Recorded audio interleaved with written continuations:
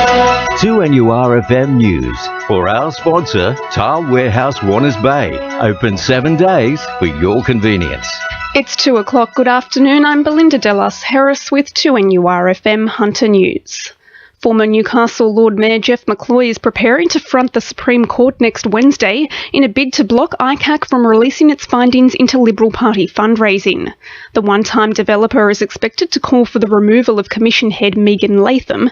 It's as McCloy alleges the hearings directed hostilities towards he and the Liberal Party in an attempt to shame them from office. Operation Spicer has already claimed the scalps of Hunter MPs Tim Owen and Andrew Cornwall, while McCloy's battle continues in the High Court. The John Hunter Children's Hospital has played its part in a landmark study unveiling a potential treatment for sufferers of lysosomal acid lipase deficiency. Patients with the condition often battle cirrhosis and abnormally high cholesterol, potential causes of cardiovascular disease and stroke in early adulthood. 65 patients worldwide have taken part in the trial, those administered a drug which replaces the missing essential enzyme, demonstrating significant improvement. Paediatric gastroenterologist Dr. Scott Nightingale says it's given his 12-year-old patient a second chance at life. This has been very exciting to be part of an international study that has really changed the way we think about this particular condition, but also we've been able to help our patient out by participating in this study and effectively turn back the clock for him in terms of the damage that the disease was causing to his body. Meanwhile, Australia's organ donation shortage is again in the spotlight as John Hunter Hospital kickstarts efforts to recycle kidneys from cancer patients for transplant in dialysis dependents. The procedure, which involves surgically removing cancer from the kidneys, has been operating at the facility since 2008. Most patients were found to have exhibited a number of health improvements when compared to dialysis.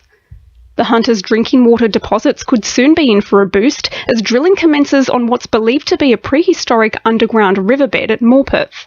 The Paleo Channel, which dates back to the beginnings of mankind, is thought to run beneath the floodplain connecting the Paterson and Hunter rivers and could house a suitable aquifer enabling riggers to tap for reserves. Hunter Water's Nick Kaiser says they're on track. Once we have completed drilling and taking samples, testing will take around about a month to complete, so we should know what we're looking at by November. And that involves testing both the soil samples and, of course, then the water as well. So the drilling will take a little while still, but we should know what we're looking at by November. Aussie Care has launched the truck, which will now become its new mobile command centre at Thornton today. The new asset will assist the charity in providing disaster relief services to communities recovering from natural disasters, but requires funding to be fitted out completely. Parliamentary Secretary for the Hunter, Scott MacDonald, says Aussie Care's played a key role in helping out during the April storms, and Hunter businesses should contribute to a great cause. If there's avenues that we can support them, we will. But, I think a lot of it, as always, comes down to the local community, as local organisations. And the Royal Australian Air Force has paid its respects to those who fought in the Battle of Britain during a flypast over Newcastle today. The formation of Hawk fighter jets flew over the Kings Park Memorial to mark the 75th anniversary of the conflict. In finance, the All Ords is down 8.7 points at 50.86, and $1 Australian is buying 70.67 US cents. Sport for our sponsor, Warners Bay Sports Club, Fishing Expo, September 13. The Newcastle Knights New South Wales Cup side are preparing for a tough match against the Panthers this Sunday. The margin has been thin in their previous matches against Penrith this season, with the Knights going down 30-24 when they last met back in round 14. It'll be a big game for the Red and Blue this weekend, with the likes of Jake Mamo and Sam Madiora returning to the side from first grade. Cessnock will be looking for a win when they take on Macquarie in the Newcastle Rugby League minor semi. The Goannas produced a massive 48-4 win over Central Newcastle last week, giving the team plenty of confidence heading into tomorrow's match.